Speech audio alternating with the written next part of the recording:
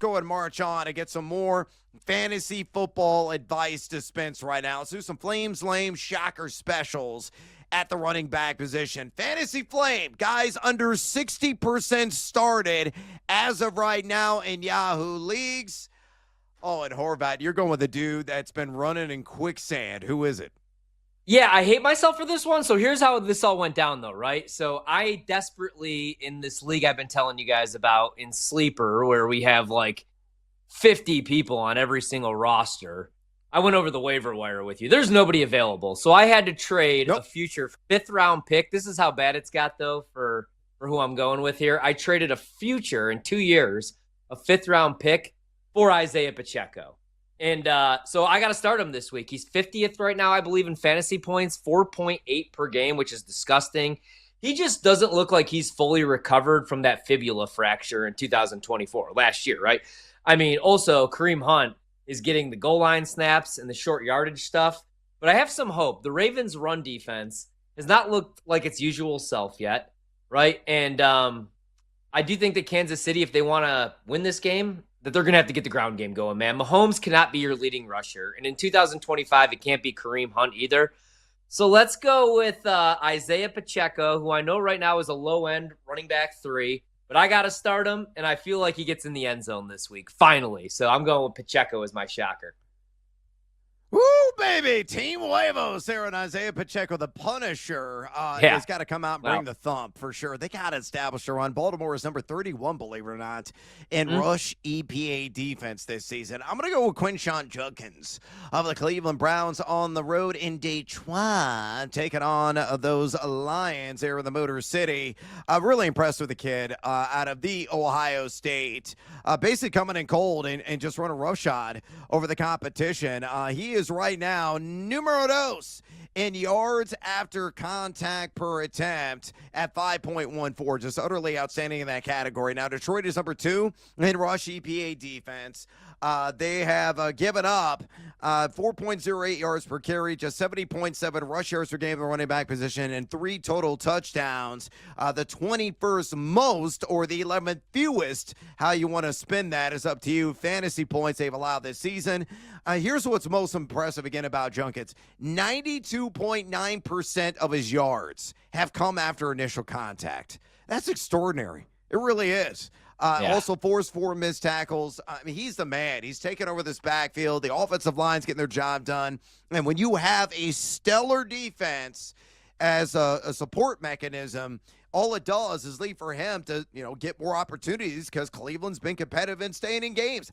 I don't think they're going to get blown out. I don't think they're going to get waxed and run out of the building. Quinshon Judkins, I think, is through and through a top 20 running back here in week 4. Definitely an RB2 as Kyler Murray throws an ugly interception. Oh, my God. That was just disgusting. Oh, we got a fumble, though, as Seattle ran into their own man. Some friendly fire there. And it looks like the Arizona Cardinals may have recovered. It was a clear INT. He had already gained about 15 yards after the pick, and I think they got the ball back with a slight gain as a result on the overall play. That is a wild sequence there, but my God, utterly disgusting interception by Kyler Murray. A dodge a bullet there. Yes, Arizona recovered.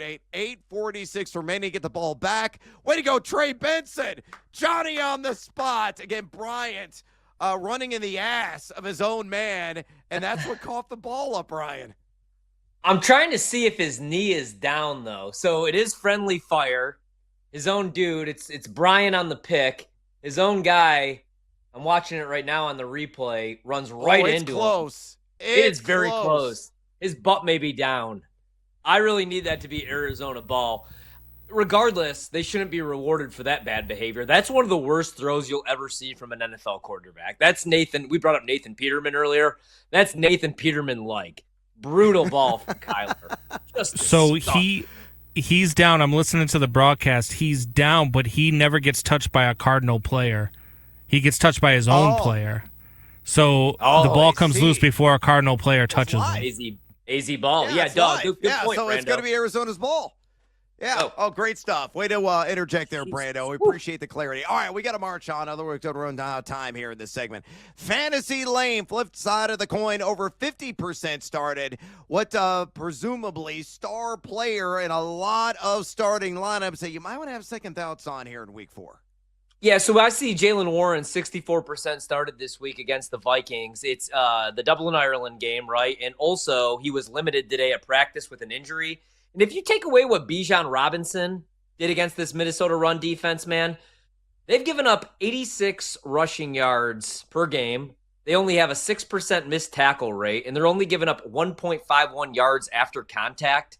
7th lowest, 3rd lowest mark. So I don't think this is a great spot for Jaylen Warren. Now, PPR leagues, he's probably going to catch some balls. He does have the trust of Aaron Rodgers. Rodgers' ADOT is really down, not pushing the ball down the field. I like Freiermuth again, or one of the tight ends in the middle of the field a little bit more than I like Warren. So I'm avoiding him. I'd like him in PPR leagues, though. I think he's going to catch a few balls. Give me mandatory Montgomery. What? As a fantasy lame, I must be sick. I must be feverish. And no, folks, it's the Cleveland Browns. 62% started, coming off that monster game of $151 and 2 scores. I think it's going to be a duplication when he showed against Green Bay. That was a very subpar effort. Finished well outside the RB2 class. I know he's way up there, top 3 in yak per attempt. He's RB6 overall, but Cleveland, number 8 in rush EPA defense. Second fewest fantasy points allowed, giving up just 2.25 yards per carry, 42.7 yards per game on the ground, and they bottled up the football Frankenstein. They bottled up Josh Jacobs, Chase Brown as well. Dave Montgomery, got to be a very mundane effort, I feel, in week 4. All right, deeper into the bag. Shocker special, under 15% started. Horvat, who do you like?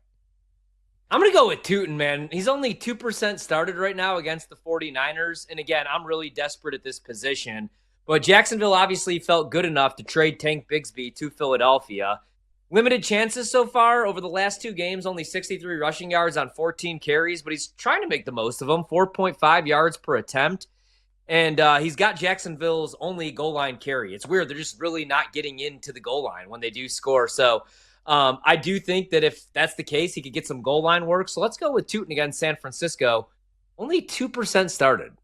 Rightfully so right now. All right, Arizona gets the ball back, and promptly Trey Benson gets a carry, gets 12 yards. Love to see that off left tackle. All right, my shocker special, Braelon Allen, a bit of a disappointment, underutilized, I feel, in this Jets backfield. Only 16 total touches so far, an abhorrent 2.21 yak per attempt as well. Only 1 missed tackle force for the former Wisconsin Badger, but you're facing the Dolphins.